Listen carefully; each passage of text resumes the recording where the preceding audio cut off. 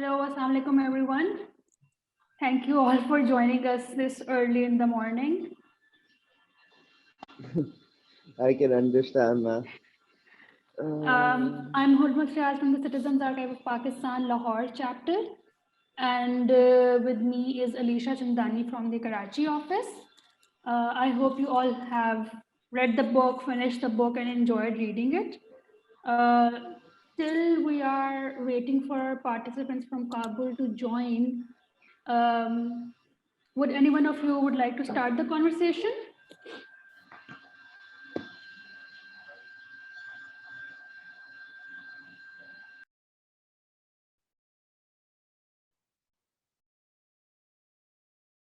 Hello, anyone from Karachi would like to talk about the book? What they thought about the book, if they found it interesting, or even if they didn't find it interesting? Yes. Oh, we have. Assalamu alaikum. Yeah. Yes, sir, please go ahead. Yeah. Assalamu alaikum. Hello, everyone. I am Syed Mohammad Ahmed, and I am from Karachi, Pakistan. So, I literally saying that I don't like to read history-related books, but I have read this book and I realized that this book is not only about history, but it is a beautiful mixture of culture and history of every place that Miss Alice Albania visits, artwork, and of course her travel stories. So I have really enjoyed it, and it is a treasure of knowledge. So thank you. Thank you so much, Ahmed. So our participants from Kabul have joined and they have connected. Mustafa, can you hear me? We can hear you. Can you hear us? Yes, I can hear you. Okay. Hello, You see us everyone. still? Okay, good. Assalamu alaikum. Good morning. Thank you all for joining us this early in the morning. I think it's 9 a.m. there. To you as well. Yes, so our students are here, except some ones who had some problems. They couldn't make it for today. But we have like 8 people here, so we're ready. All right, amazing. So the book that we are going to discuss today is Empires of the Indus, which is written by Alice Albania. She's a travel writer, and this book basically talks about her journey, which she took from Karachi till till the beginning of where the Indus River starts. So this book is basically nonfiction. Like Ahmed mentioned, I also don't like reading nonfiction, and I used to find nonfiction really a dry subject to read.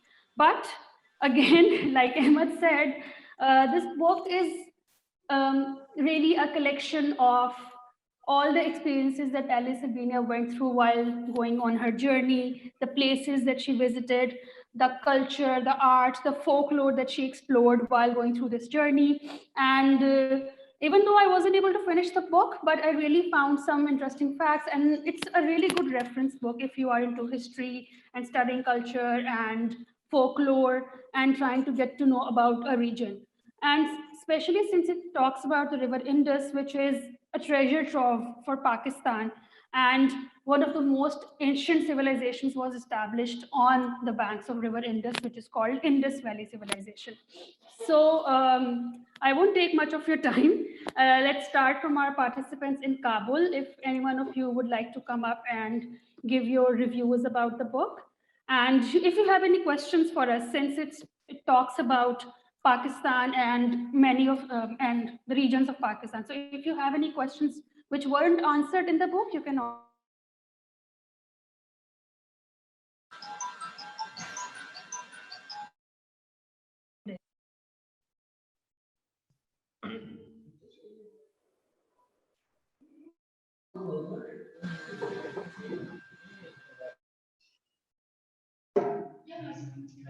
You first introduce yourself, just say your name and state your question. So I think they have it right.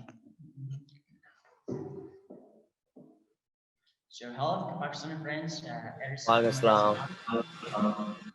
student in 11th grade at Shelter High School. I'm so glad for being at today's program, and we're so glad for having you all. And I had a question that, first of all, I want to ask you that why you had selected this book. So I have read this book. It was a fabulous book, and it was written very good. And what was the reasons that you have selected this book for us? Oh, thank you. Yes, thank you, thank you. Yeah, if you couldn't get the question is, what's the reason behind choosing this specific book? Is there any particular reason for choosing this very book? If you could just elaborate on that. Thank you so much. All right, so I think one of the main reasons of choosing this book in this project was to get our Afghan peers to know about history and culture of Pakistan. And since if you have come across all the other books in the project, one of them is a memoir, most of them are fiction, but there wasn't really a book which was non-fiction. So Empires of the Indus got to be that book because it doesn't only talks about the geography of Pakistan, but how that geography connects the whole region and the culture each region represents and how those cultures connect each and every Pakistani. And even the folklores that we find on various banks of River Indus, they are also somewhat in connection with each culture, each province, each tribe. So yeah, I hope it answers your question. Yeah, just adding on what Hurmat just said, like she said that this book not just provides a detailed account of how the civilizations were, it also elaborates on the inclusivity that the region had for civilizations and for centuries. So if you talk about how we see that from Karachi, they move up to the Gilgit-Baltistan region and they see that the Buddhists were here, there were Hindus here, there were Muslims here, there were Muslim saints, there were Hindu sages, there were Buddhist sages. So what this book does is outlines and demonstrate a perspective of the Indus Valley as a universal thing, as a connected thing, rather than divided in territories and countries. So the borders that we see right now are just an invention of like past 50, 80 years. But before that, these civilizations, they were very much interconnected and the culture and the lifestyle was very much synchronized with one another. So you'll find a lot of similarities between the regions. At the same time, you'll find a lot of differences. So what this book does is portray and is provides our student perspective of seeing the world, seeing our society and seeing our civilizations as not really different segments, but just a part of a larger picture. So adding on to Alicia's points, it also signifies how much important a river is in the survival of humanity. And since we need to protect our water bodies and climate change is happening rapidly and we're not paying any attention to it, this book also enforces us, it also makes us pay attention that how much water is necessary and how much large water bodies are necessary for us, for our survival, and we need to protect them. Not just the water bodies and the flora and fauna attached to those water bodies. So yeah. Thank you so much. Thank you. That You're actually welcome. answers it. You're welcome. So let's And I move hope on. while reading this book, and I hope while reading this book, you actually found that all of these points, you actually found them while reading this book. Okay, good, good. Usually our students here, like to read fictional books, and this was a big change, I think.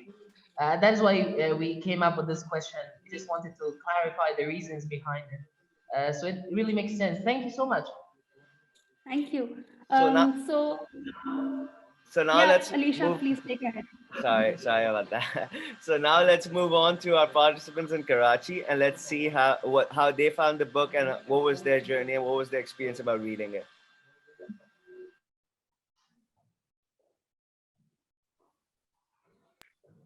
Assalamu alaikum. Walaikum assalam. So, how are you? We're good. Thank you, We're fine. Kanza. Thank you, Kanza. So, I like to read books which criticize others, and you know what I'm talking about. And in this book, we can see the author is clearly criticizing Pakistan and Qaida Muhammad Ali Jinnah in many ways. You can see clearly. Can you hear me? Yeah, we can hear you. Okay, so I have to give a reference about what she says about Qaida Muhammad Ali Jinnah's idea to make Pakistan a secular state. So on exactly maybe page number 25, she says that it was a hazy idea to make Pakistan a separate country for Muslim, and she also says that he does it for like political reasons, not for Muslims and not for people living in Middle East, Muslims living in Middle East. She insults Qaid-e-Azam by saying this because it was all his struggle to do all this. She says that Jinnah was taken by surprise when the British conceded demand to separate state for Muslim. Was he using the idea to separate Muslims homeland as a political leverage? She like denies the idea that he was making it for the Muslims. She just says that he was doing it for his political views and to get you know political attention from the world. So she just you know where you don't give credit to the person. She just doesn't give credit to the person Qaidazam Ali Jinnah for making Pakistan a secular state. I hope you are understanding my point. So I think so. From what I've understood from your question is that you do not really necessarily agree with the criticism the writer Alice Albina portrays on Qaid-e-Azam Muhammad Ali Jinnah and the creation of Pakistan. She is not really happy and content with the justifications that were given to create uh, the nation of Pakistan.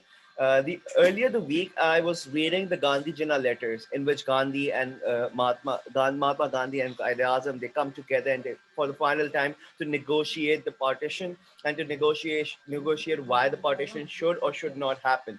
And in one of the letters, I guess the seventh letter, Gandhi plays out the same criticism that Alice Albina in her earlier parts portrays, that why are we segmenting a civilization which has lived together for so many centuries.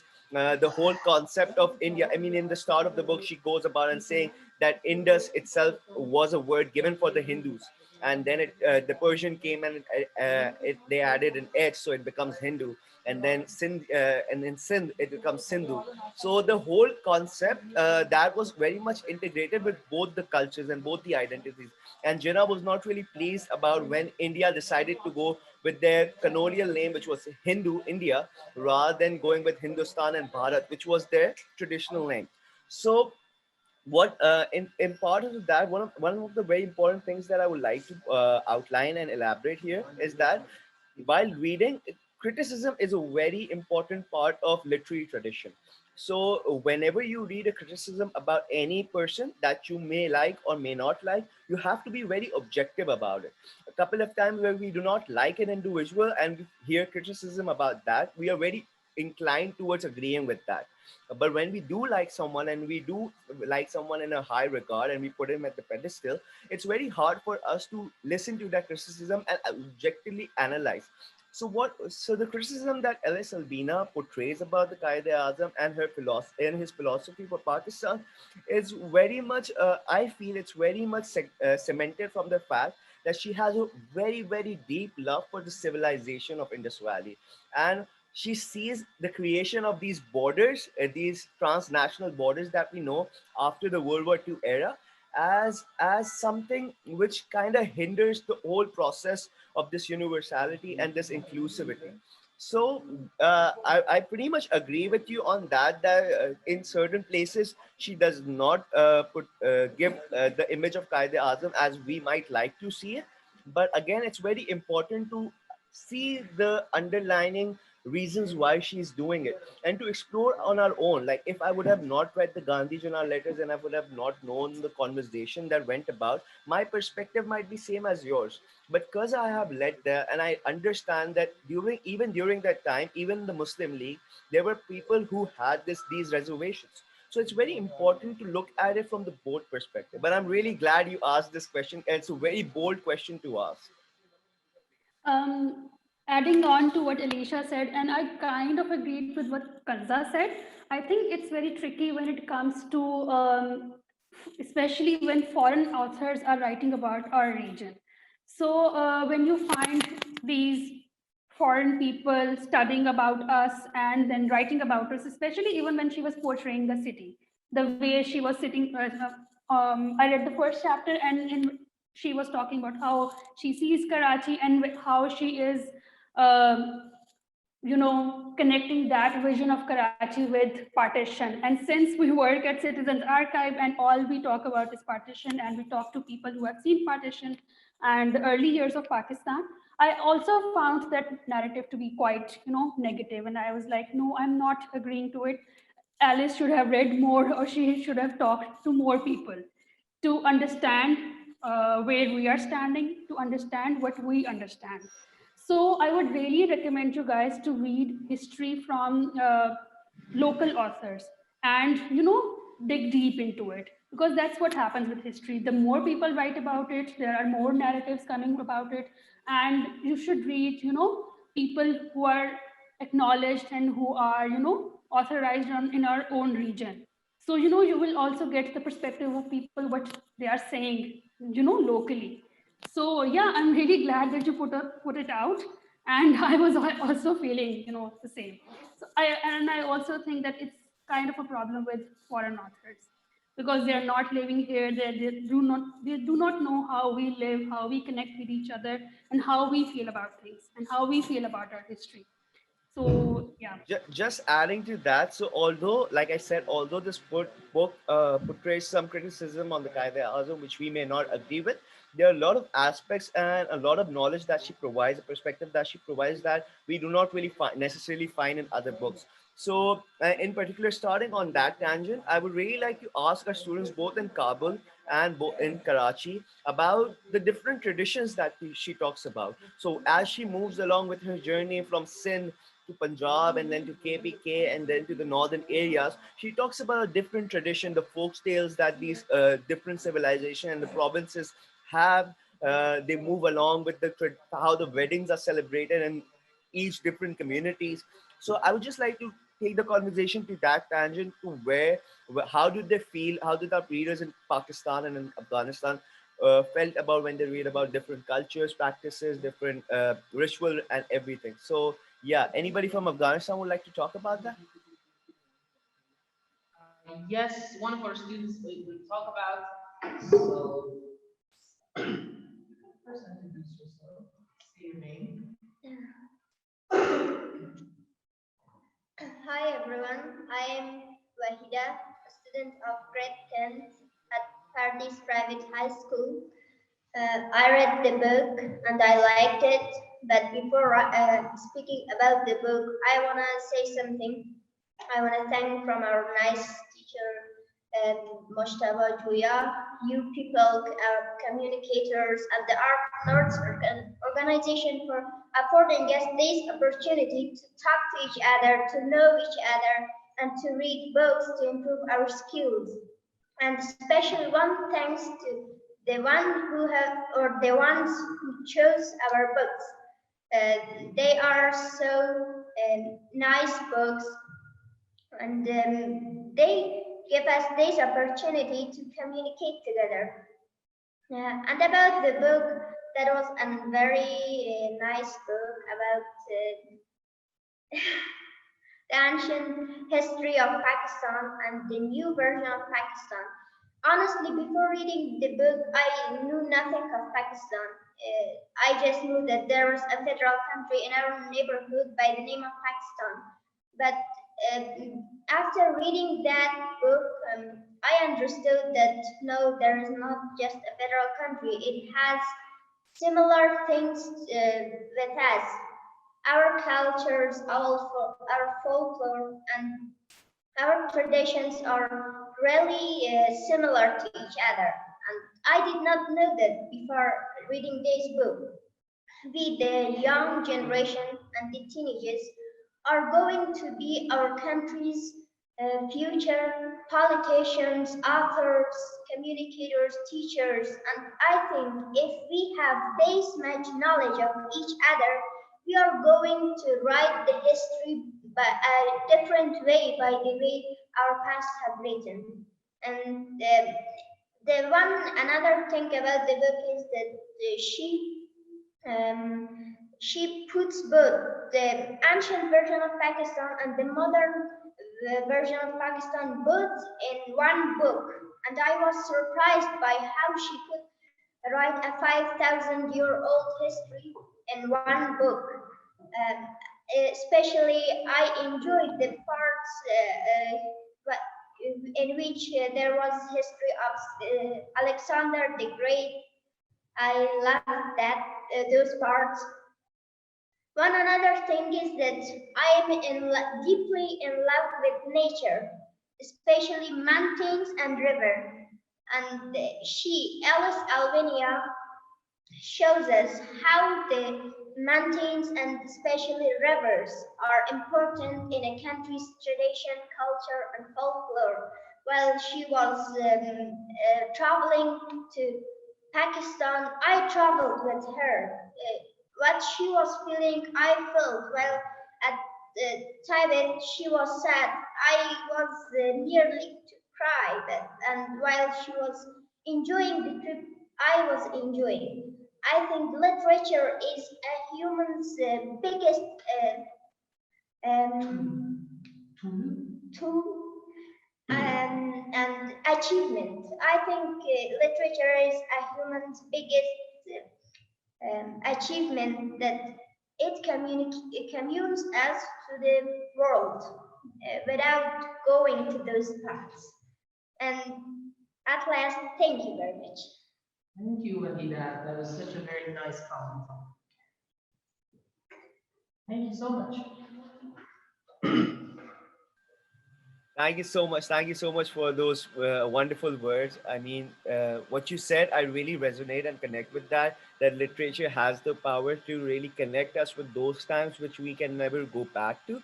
But somehow, this mode of language and this mode of connection put, allows us to go back in time, kind of do some time travel, and relive the lives that have been lived by those authors and the perspective that portrayed by those authors. So I really much agree with that. I just wanted to ask one question, that while reading about this, the cultures and the practices of these civilizations, like you talked about Alexander the Great and how his the Mesopotamian army came along to the banks of Indus and how they basically for military purposes and all.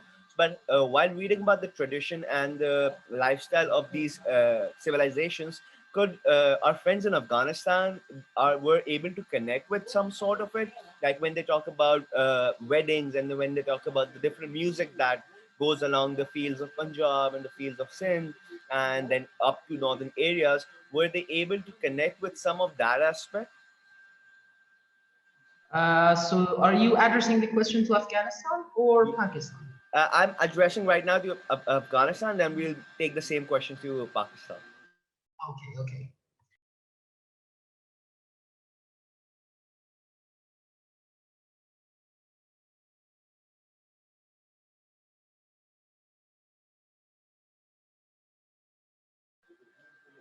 Just to repeat my question, what I'm asking is that when they read about the different cultures and the civilizations and the practices of these civilizations, were they able to connect with the practices they see in their own surrounding in Afghanistan?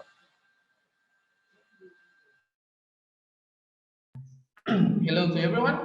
I think the things that we have in common, the people, the countries, it makes us to know more about each other. And I think every problem that is occurring or every problem that has happened is because of us not knowing each other.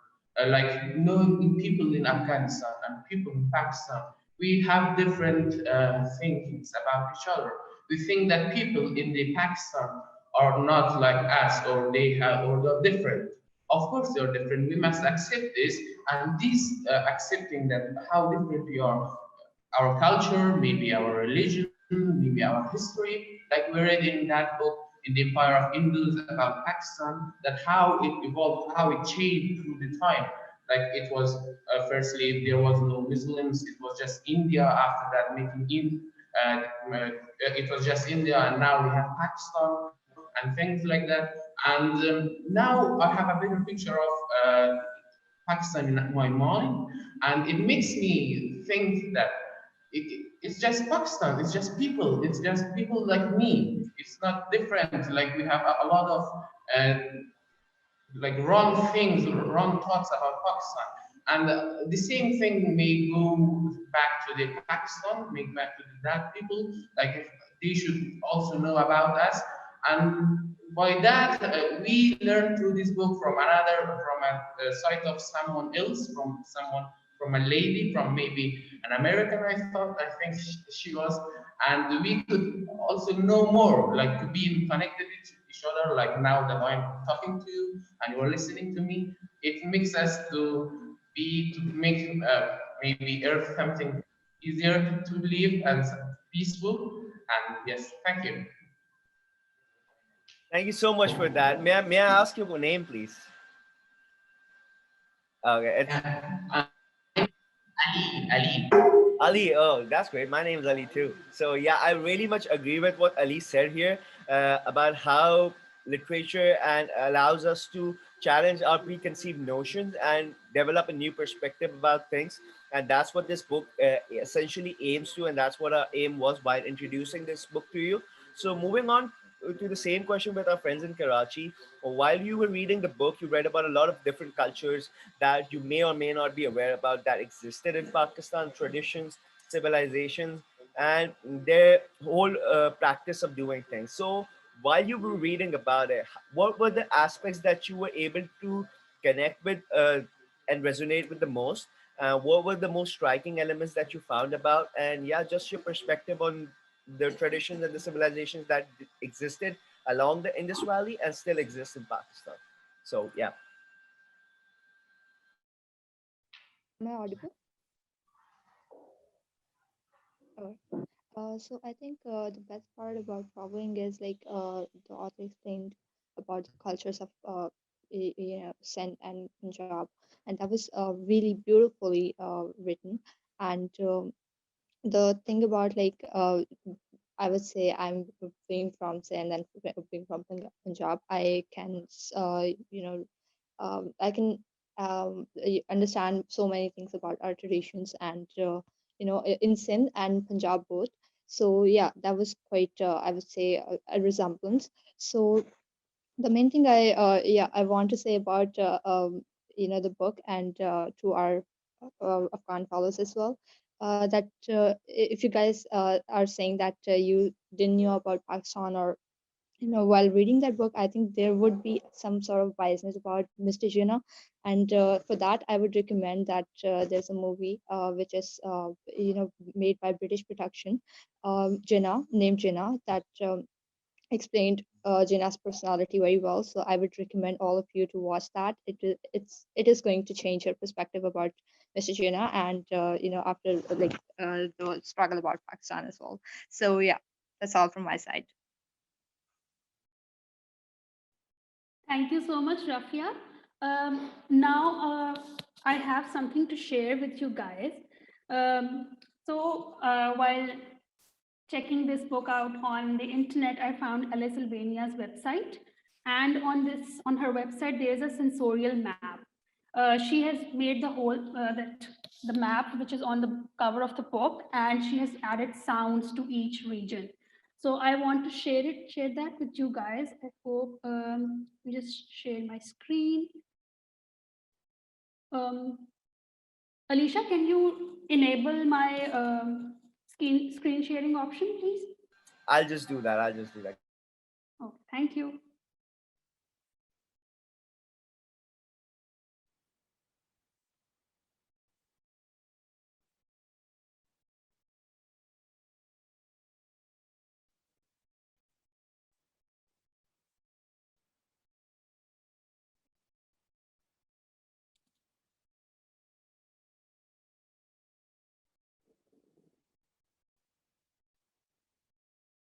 Um, What if I share the link with you and you can share it on the screen? Huh?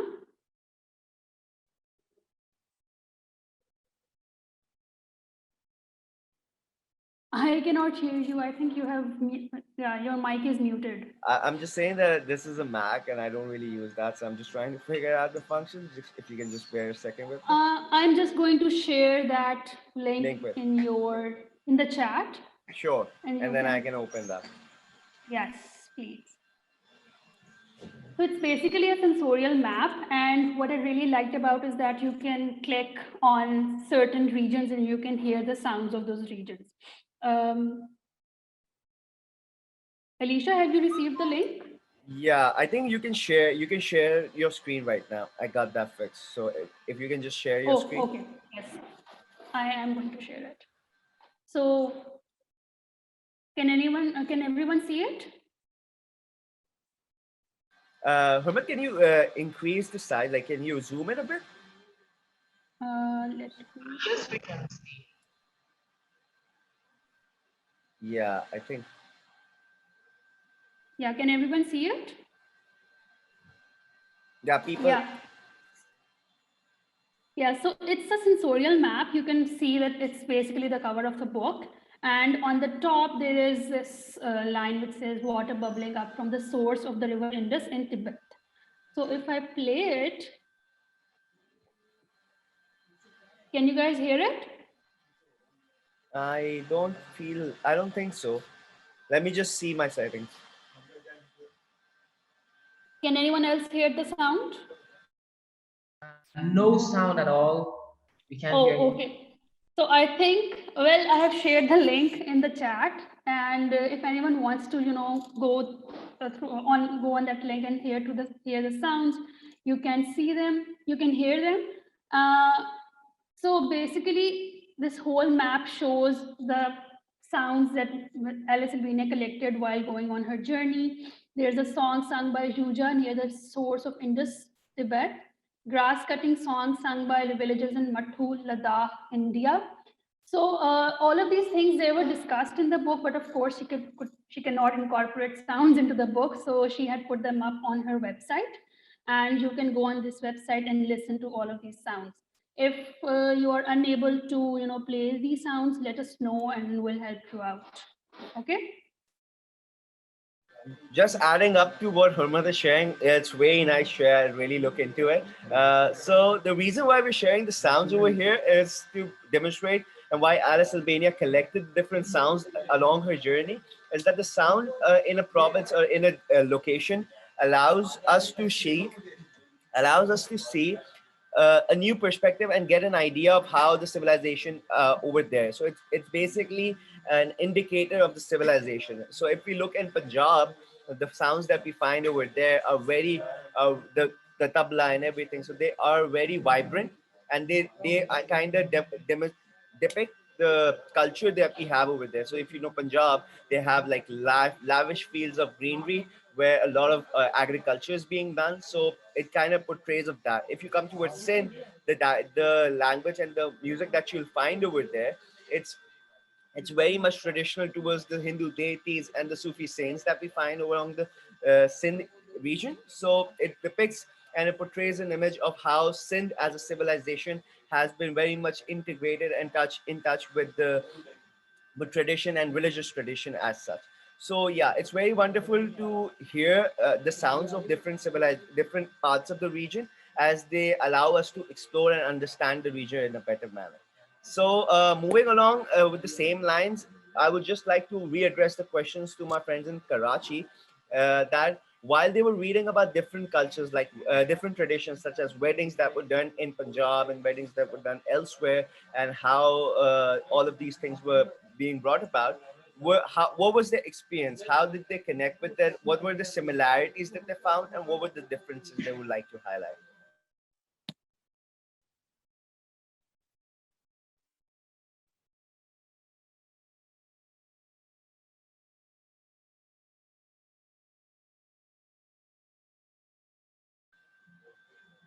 Karachi, can you hear me?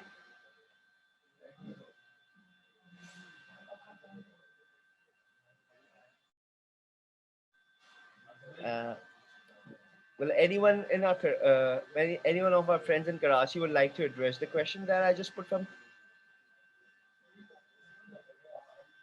Can you please repeat the question? Actually, internet. Oh, I'm so sorry. I'm so sorry. So what Rafi was I was asking was that while reading about different how different traditions and civilizations celebrate different events. So, for example, the how weddings are celebrated in Sindh and how weddings are celebrated in Punjab and then into the KPK region. There's a lot of similarities and differences. So, I was just trying to ask about what was your experience while reading about these events and these traditions and rituals, and what similarities did you find with your own traditions and your own practices, and what were the differences?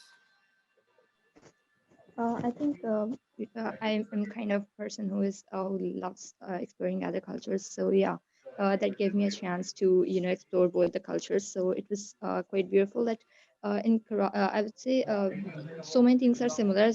Like the main thing of the wedding is quite similar in both the regions, but at the same time the rituals that are different than in Punjabis there are different rituals. In Sindh, of course, there are others. So yeah, that's what makes Punjab and Sindh different, and this is the beauty of Punjab and Hello. actually. uh, okay, so I mean, let's move on to our friends in Afghanistan, and I would just like to Abeja. hold on a second, please. Asif सबको mute कर सकते हो? सबको mute कर दो.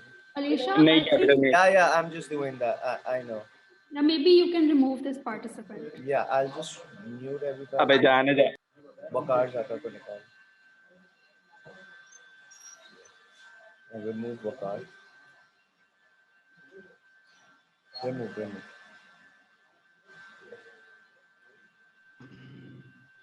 Yeah, so submit. Can you hear us, Alisha? Yeah, I can hear you, Mushtaba. Sorry for that disturbance. So, what I was asking my friends in Afghanistan was how weddings are celebrated in Afghanistan. If they can share with our participants in Karachi how weddings are shared over there in Afghanistan, and what were the similarity? Are there any similarities in how we celebrate our weddings in Pakistan and how you guys celebrate in Afghanistan? So let's just have a conversation around that.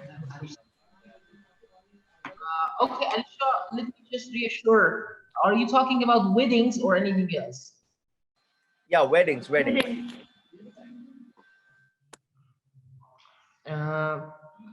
Okay.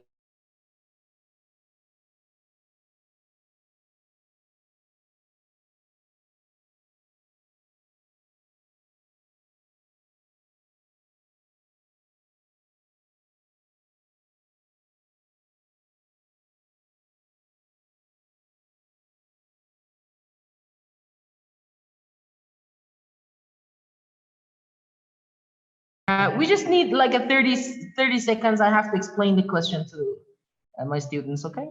Sure, man. Sure.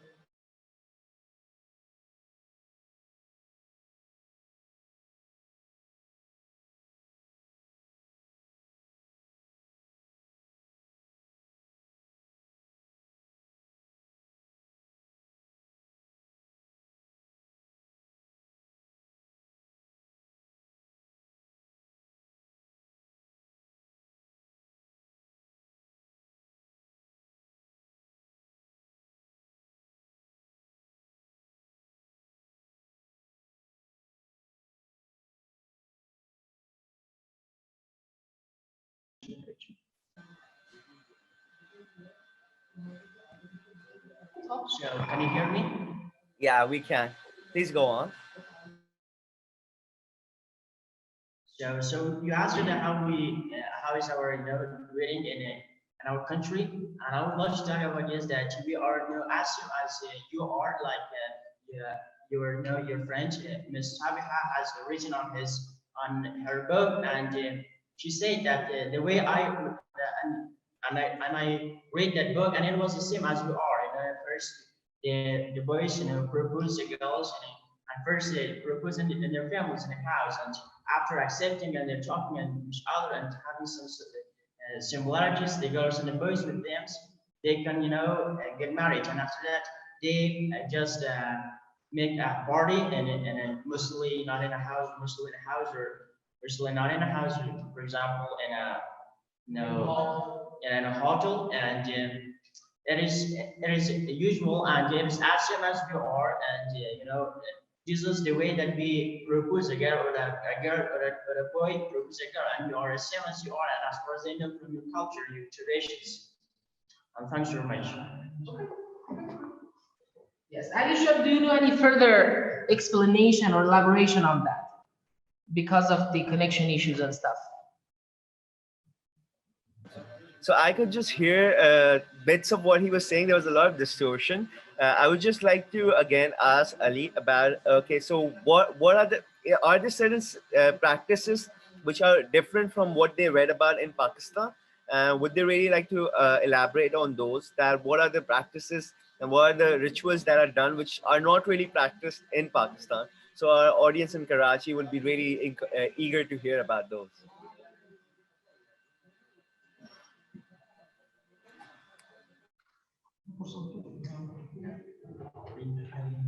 Yeah, Alisha, do you want us to repeat? Yeah, yeah, that would be great if you can. I don't think our people in Karachi were able to hear that because there was distortion in the network. Okay, I'm just going to recap what Mr. Yassin shared with us. Is that okay? Sure, ma'am. Sure. So Yasin basically said that in our previous book, we read about how weddings and how this process of weddings are done in Pakistan, especially with arranged marriages. So he shared his opinion, and he said that it's very similar to Pakistan. So basically, the family of a boy usually looks for a suitable option, and then they, when they find that one, usually the families are involved. They go for the proposal. Usually the girl and the boy are not, you know, involved in the process until the end when all the decisions are made. So Yasin just basically said that our cultures are very similar. Thank you so much, Did you Mustafa. get all Yeah, the I points? perfectly got it. I think Horma, did you get it?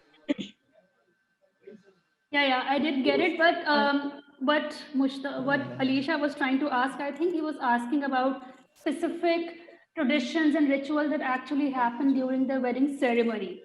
Like we have got mehndi, we've got dholki, we prepare some traditional dances. Is there something like that? Is there anything like that which happens during your wedding ceremonies? Oh, sorry, the power went out here. Oh, it's back on. Yeah. So Mustafa, even if you could just elaborate on that for our audience in Pakistan, then I'll tell you how we celebrate our weddings over here. Yeah, I prefer if our students talked about it.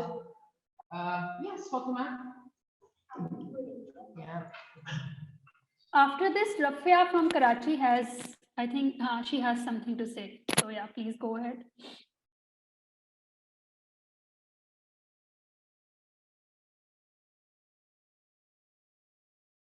Can you please tilt your camera a bit up? Yeah, perfect. Thank you. Hello, Hi, how are you? I'm good. I hope everyone is well as well. Okay, great. I hope you'll be fine, and it's really nice to see you. It's Fatima Nadzara.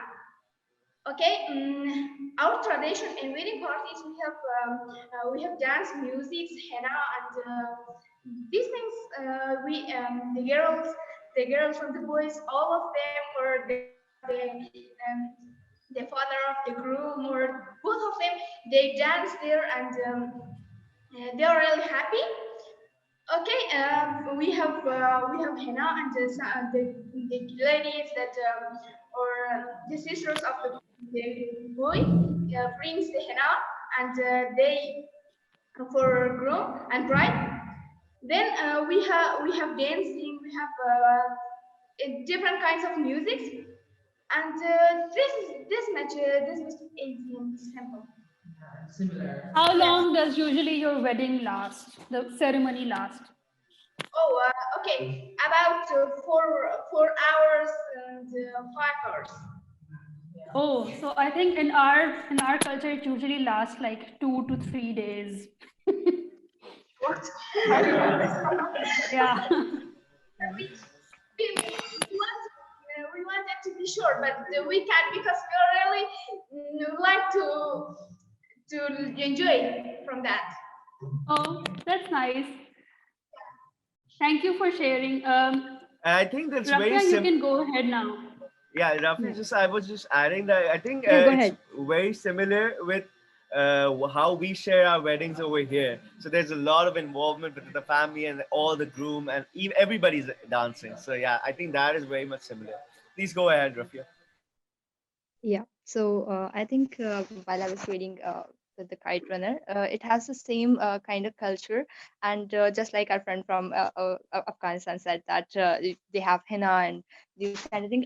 The main difference I found that in Pakistan and in Afghanistan as well, that we usually like all over Pakistan we use, I would say, the bride used to wear red dresses, and in Afghanistan this is quite different, and they used to wear I would say a green color at I would say wedding ceremony. So yeah, that's the difference I found in the both the culture. So yeah, that was good and great, and inshallah we'll be reading the Kite Runner again, and in the next coming sessions, and we'll discuss about it, so I'm quite excited about that.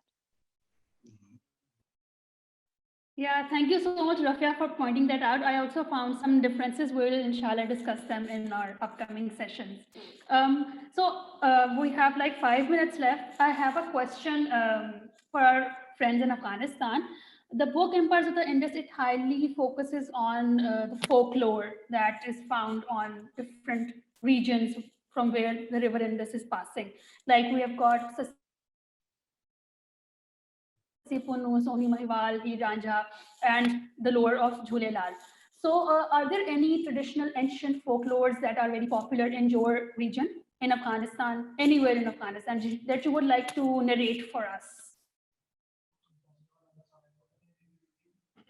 Would you restate your question format once?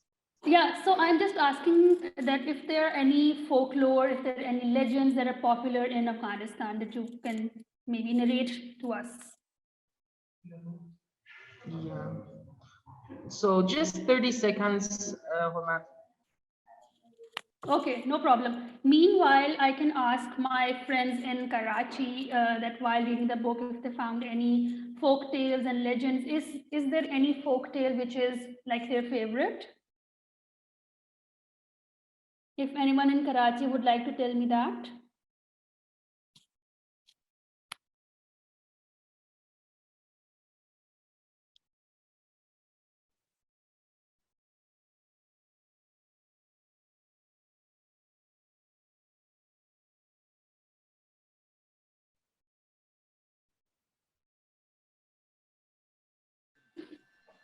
Hormat, can we share our opinion or Yeah, please, sure, go ahead. I'm excited for this. Hi again. Of course, every country, every culture, every people has its own folklore, its own legends, and also there are many of them in Afghanistan.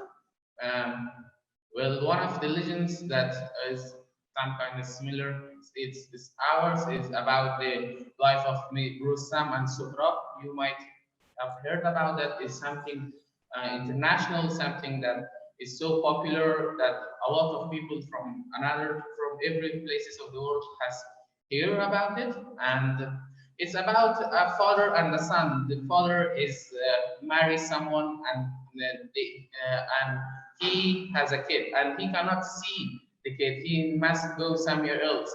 But before going, he says to the mother of that child that when my child is born, you should put something on his shoulder, and by that I will know him. And after that, when he goes and after like years, 20 years, 30 years, the child is grown up and he is someone for himself.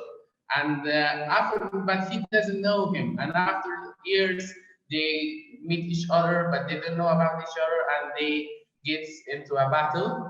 And the father kills the guy and his child, his son, but he doesn't know. And before the child dies, the kid dies, he says that if you kill me, there will be my father. My father is so strong, he will get my revenge. And after that, he says that who is your father? He says that my father is that name is Rustam, and I have something on my shoulder that shows that I am his son.